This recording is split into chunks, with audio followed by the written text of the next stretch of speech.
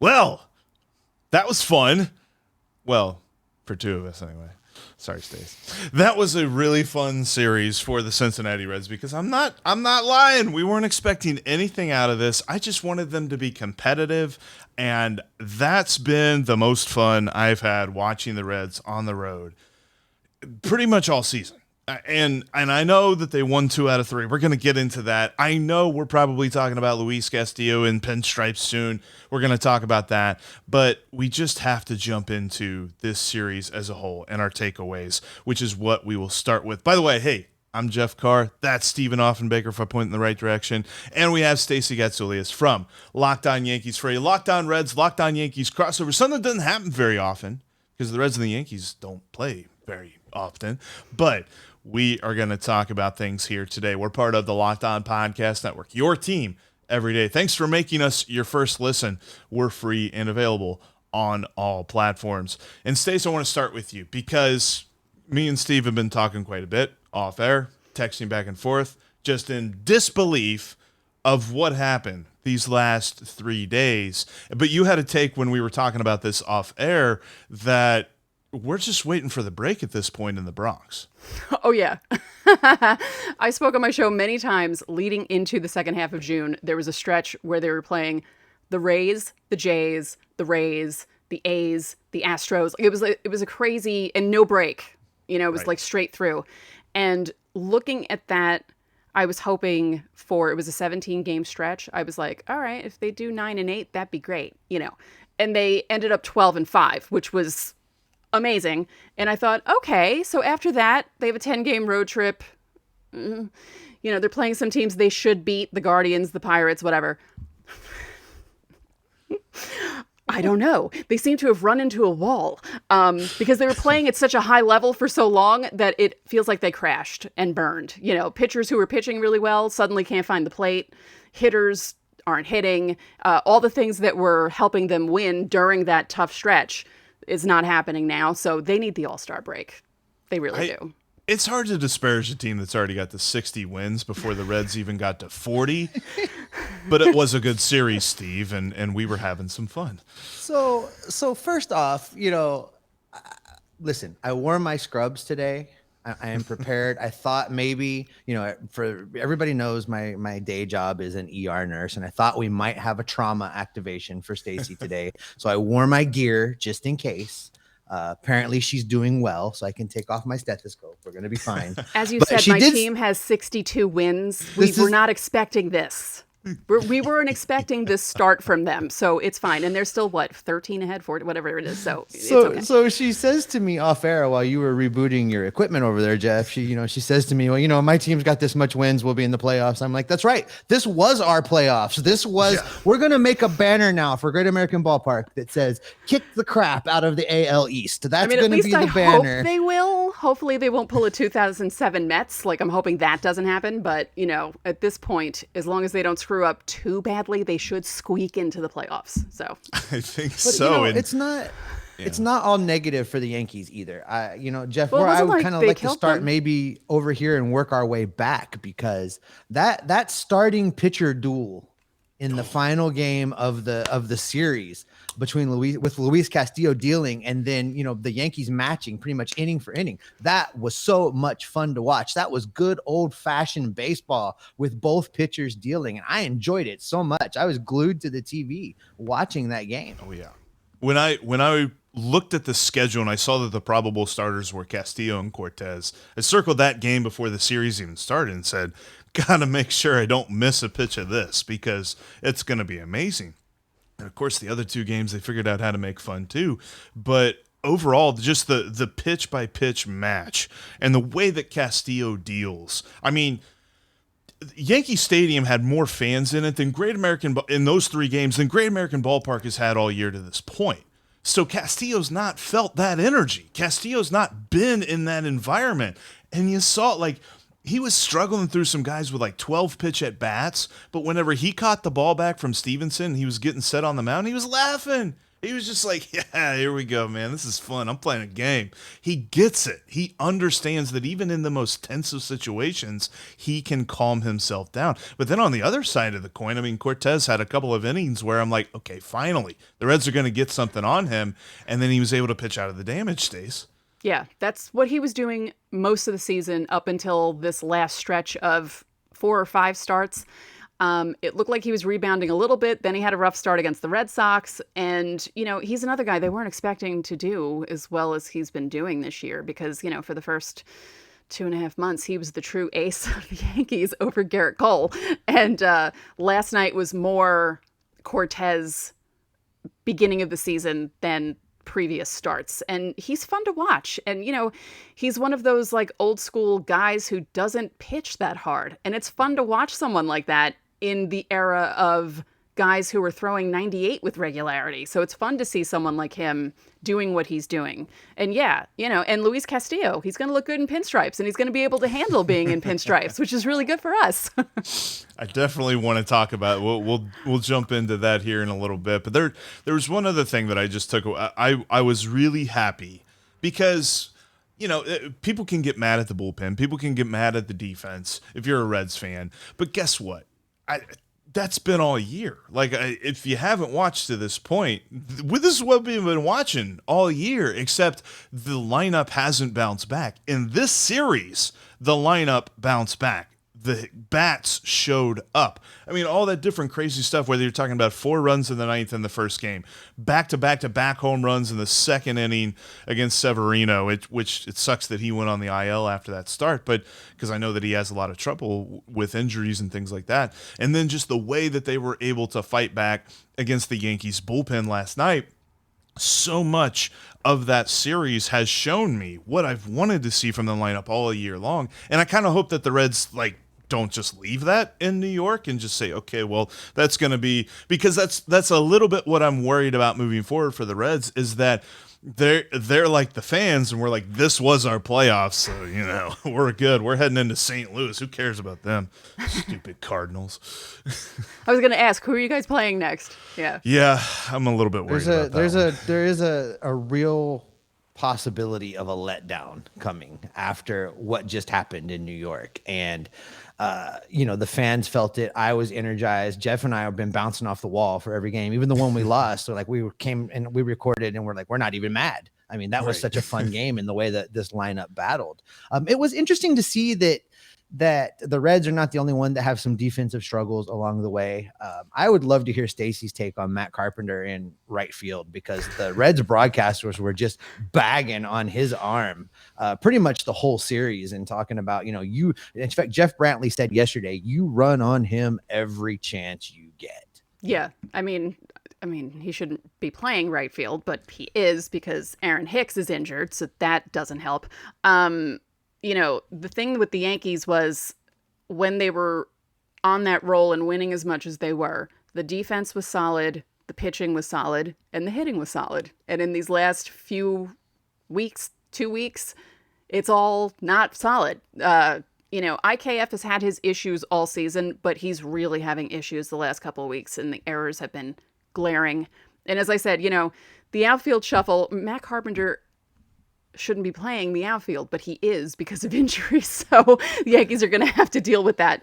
People keep talking about the Yankees needing a starter going forward, which I've said all season, even with the pitching doing as well as they're doing, because if one guy goes, Severino, it's going to be like a domino effect.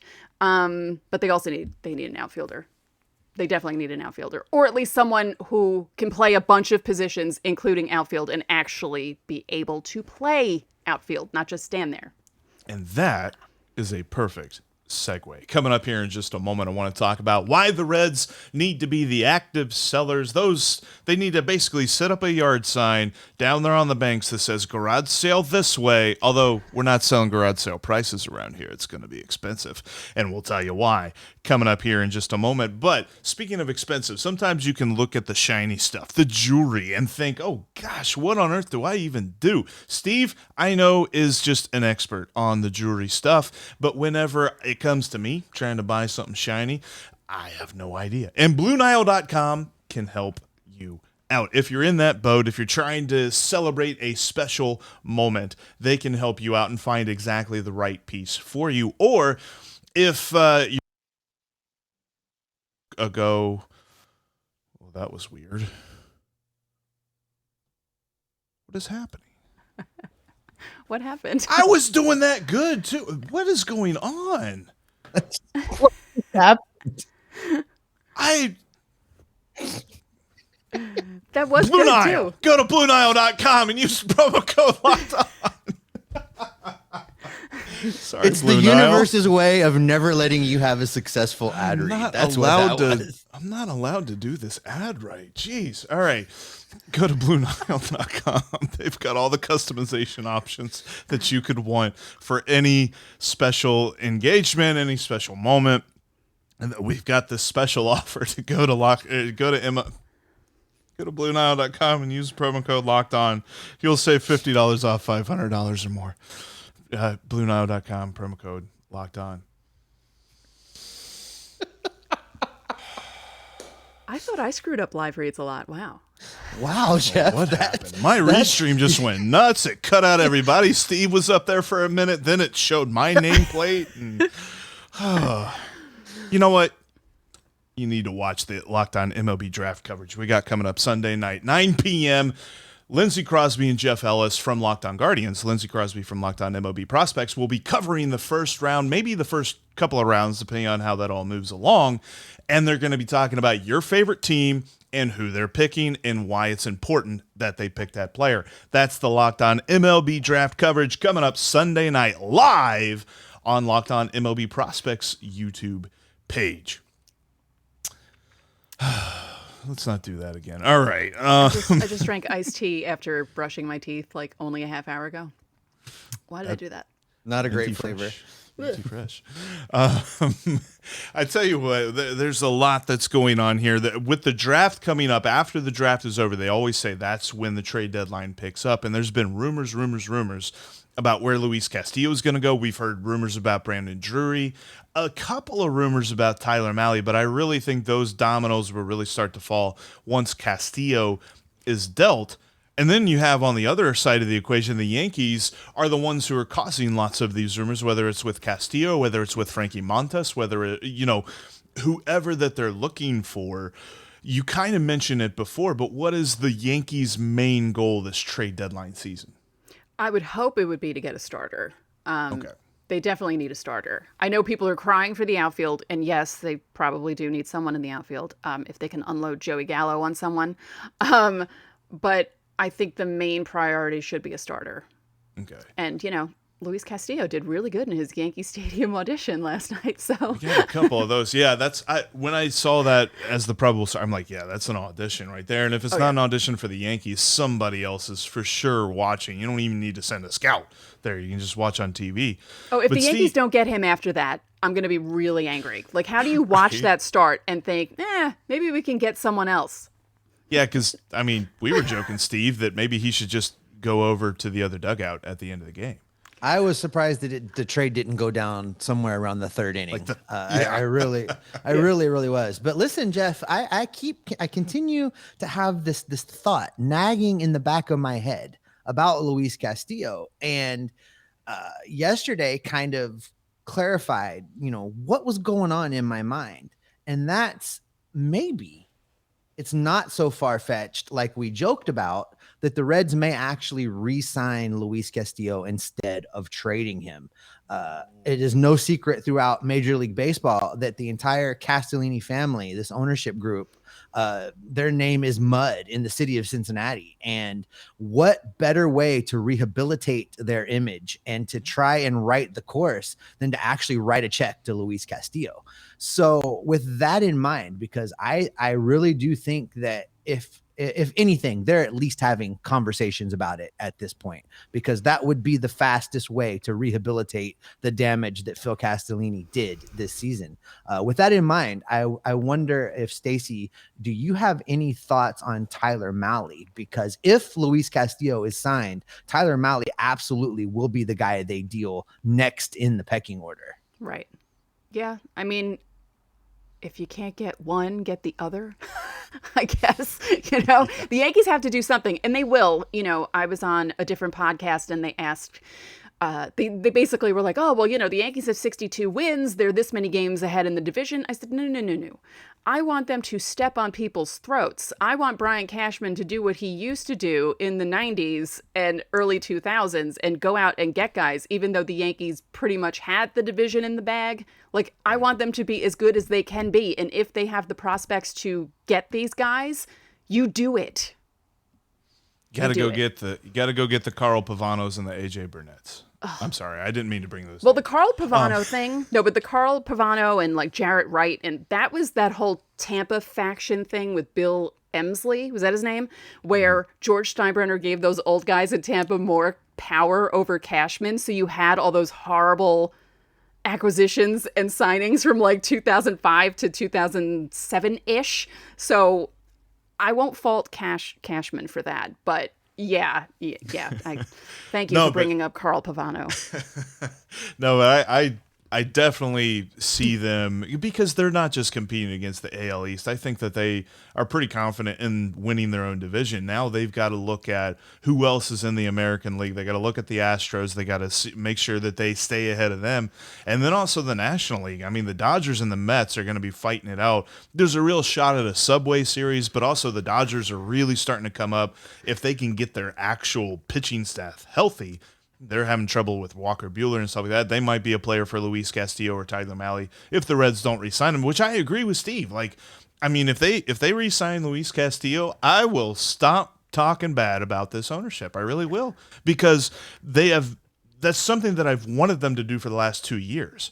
He's pitched well his entire career, and they should have bought out some of his arbitration years and then maybe 2 or 3 years of his free agents or as free agency period. But they're to the point now where if they do this, because there's so many fans, can't tell you how many comments and tweets and all this stuff that we get from people that are just like, why are you advocating for them to trade him? They should keep him. And I'm like, in an ideal world, yes, but we know who we're dealing with. This is not something where we're just like, yeah, it's MLB The Show and they can keep whoever they want. That's not how the Reds ownership has ever played this. So we look at this and we're like, what is most likely? And what's probably most likely is they end up making the trade. But I'm with Steve. You want to repair that reputation. I was going to say, how bad would it be?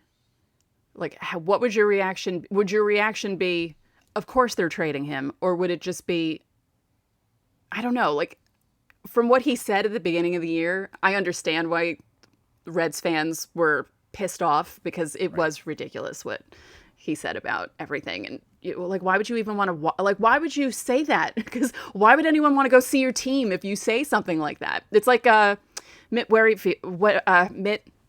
his name? Whit Merrifield. There you go. I almost spoonerized his name. Talking about, well, I'd get the vaccine if we were a playoff team. Yeah. Like, what? Yeah. Don't say things like that. No. Yeah.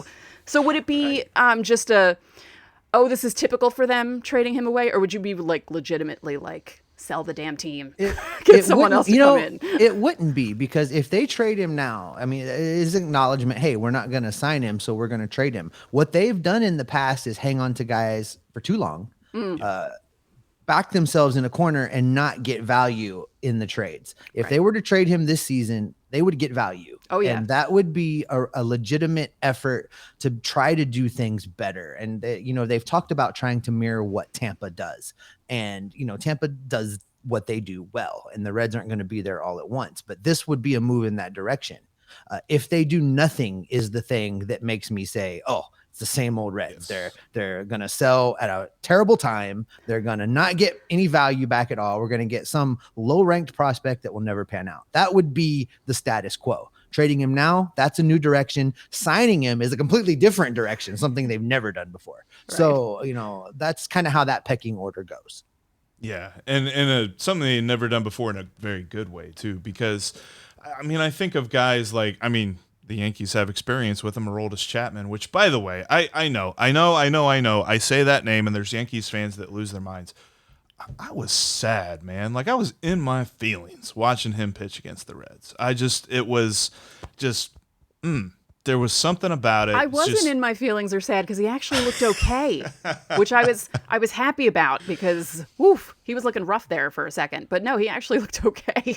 We'll earmark this date and be like, okay, well, if Chapman figures it out, it's because, he was back around his old team for a minute. There's not a lot of guys that are on this team now that were on the team with him. I mean, Joey's still here and stuff like that. But, it's things like that I look at and I say, okay, the Reds get too attached to certain players. So we have to ask them to do one of two things which they don't do, and that is either act on that attachment and sign them and pony up, or forget that attachment and do something smart. And they just don't do either one of those things. So the timing's always off. Yeah. And even when the timing wasn't, when they traded Johnny Cueto, and we thought they won the deal initially, the prospects that they got back, none of those prospects panned out. None of them worked, and Johnny Cueto's still pitching. So there's that thought in the back of my mind of just like, well, what if we sign him? Maybe we get a pitcher like that hangs around for a while. I don't know. That's one of those things that it's a conversation that takes a lot longer than 30 minutes. Is what is more of a sure thing, a player declining or a prospect actually working out? Because I think that's a really hard discussion to have. I'd be very happy if they make a good trade or if they make a good signing, because I think those are possible. So with the Reds process in mind, the whole selling idea, I think that there's something you can bet on, and that is that the Yankees will be interested. And Steve, if you want to make a good bet, where are you going to go? Well, Jeff, I'll tell you right now, you're going to head to betonline.net, because betonline.net is your number one source for all of your betting stats and sports information. You can find all of the latest sports development, like who the Reds are trading and who they are not, and how much money the Yankees are going to spend. You can find all the news and all of the odds, including all of the odds on Major League Baseball season 2022 as underway. You can bet futures in the National Football League. Make sure you put some money down on the Cincinnati Bengals, hooray, to win the AFC North. They've got all of the fighting sports. They've got MMA. They've got UFC. They've got boxing. Boxing is still a thing. BetOnline is your continued source for all of your sports wagering information, including live betting, esports, and so much more. So head to the website today or use your mobile device to learn more about the trends and the action, because betonline.net is where the game starts. Thanks again for joining us for this Locked On Reds, Locked On Yankees crossover. It comes to the point in the podcast where a team like the Reds, who are going to be active sellers, asks another team that's actually good at baseball which players they would like from their team. So, Stace, who you taking? Luis Castillo, obviously. But I was saying before we recorded, all right, for the fact that he's a utility player and he can play different positions, but also for the eye candy part of it, because I'm human. Brandon Drury. We don't talk about that enough. Do we get bonus prospects back because Stacey thinks he looks hot in his uniform? Is that It's a not thing? even that. It's his face. I have a thing with faces. Like, I love Tyler Glass now, even though he's a Ray. And, he's like 20 years younger than me, but I'm still like, woo, he looks like a Disney prince. So that's the fun thing about being me and being a baseball fan, because I know about baseball and I know stats and I know the history and all that stuff. And then I can look at the players and think, they're cute. This is fun. Like, I have that double thing going for me, I'm really interested to hear you two. bring him up. Brandon Drury, I have been, listen, as much as I want them to sign Castillo to rehabilitate their image, they have to trade Brandon Drury and sell him for as high as they can. I mean, this will be Nick Krall's piece de resistance if they can go out and turn him into anything that is of value for more than the next 5 minutes. It'll be an amazing deal for the Reds. I'm so happy for Brandon Drury. I think he's done a great thing in Cincinnati this year in a situation that's just been bad all the way around, and he's done everything the team has asked of him, and he has done it very, very well. But I'm not sure this is who he is long term, and his value will never be higher than it is right now this season. So yes, trade Brandon Drury, trade him to the Yankees, package him with Tyler Mahle for a huge deal, something that would mirror almost what you would get for Luis Castillo if you're able to sign him and keep him in Cincinnati. Absolutely. Yeah. Yeah, I totally agree. And I think that he's a all-star snub in my book. If nothing but every team is supposed to have an all-star. And you know what? It's great that Luis Castillo made the all-star game because we talk about how talented he is every single time he pitches because he's amazing. But I kind of wanted Brandon Drury to get that recognition as good as he has been. Like we said, it's just so much far and away better than what he's ever done in his career. And the reason that I say this, and there's going to be Reds fans that aren't happy with me that I invoke this dude's name in this manner, but I think of Scooter Gennett, and I think of what they did with him. They just kind of let him fill a spot for a couple of years. And when he was super hot, they didn't do anything with him. They didn't sign him. They didn't trade him. They just let him play. And if they do that with Brandon Drury, I don't know. It's going to fall in line with what they've always done, but I just don't know how we get excited about that because Brandon Drury came here off the waiver wire heap in the middle of spring training. Nobody cared. Everybody's like, whatever. Brandon Drury, sure, that's fine. Great. Another guy. He's going to be on the bench, right? And then through some different injuries and stuff like that, he gets a starting role, and then he keeps on going, and he keeps on punching. And for a while there, he's been the best power hitter of this team. So you got to cash in on that. So, Stacey, all that being said, what would the Yankees be willing to pay for a Brandon Drury? And let's say you're gonna pursue a package. Volpe's not going anywhere for them. I don't think that I've said this a couple times. I don't think they're getting rid of Volpe simply because they held on to him and didn't go after any of the big shortstops in the offseason. Because if they were going to, then they would have just been like, with Volpe, they're prospect hugging right now, which is something they haven't done in a while, but they're hugging that boy. And I don't see him moving unless it's something spectacular, but I really don't see him going anywhere because I think is Luis Castillo and Brandon Drury spectacular? Is that spectacular enough? I think Tommy Pham. I think they actually, he could be a possibility too. He plays well. He actually could be a possibility too. I forgot about him. Tommy Pham in New York. Football. What could possibly go wrong? I swear there were a couple of times during the series where the home plate umps, who were horrible for both teams, there were a couple of calls on him. I really thought he was going to hit someone. Yeah. Because we know he has the history of doing that. And, he did make there was one face after a call that they showed on the Yes camera, and I was like, he's going to go off. There were 3 or 4 at bats where he walks away from the box just going. Yeah, like he has that look in his eye, like he's going to kill someone. It's like, yeah. He could be good in the outfield, but I'm kind of worried about that whole hitting people thing, especially with guys like Josh Donaldson on the team. Like, I don't want the Bronx Zoo Yankees making a return. That wouldn't be fun. Maybe like a Peraza, because he's good. Him and Volpe are pretty, Peraza, yeah. But you never know. I mean, the Yankees might actually just be like, all right, if this is what we need to do for Luis Castillo and 2 other guys, 1 other guy, then bye. Nice to see you. There's a guy too that I've been wondering about, and I don't know. I mean, he's not like a top guy that people are talking about a lot, but I heard the comparison of Zion Williamson, and I just got really interested because somebody said that Jason Dominguez is the Zion Williamson of Major League Baseball, and Hunter Green has been compared to the LeBron James of Major League Baseball. So I'm wondering if they get Jason Dominguez, do the Reds win the NBA Finals? Yeah, Jason Dominguez is kind of doing this from what Lindsay was telling me the other night. But he's still young. He's only 19. I feel like he has a chance to change things, but some of his numbers have gone down, and it's like he's not progressing to the point where they want him to. So Lindsay thinks that this could be a really good opportunity for another team to swoop in and get Jason Dominguez and help him develop. So that could be a possibility. I like that. You never know. That. He's built. He's built. Big dude. Yeah. Not quite like the Alejandro Kirk fire hydrant built, but close to, or like a Vogelback. He looks like a Lego man. I love Vogelbach.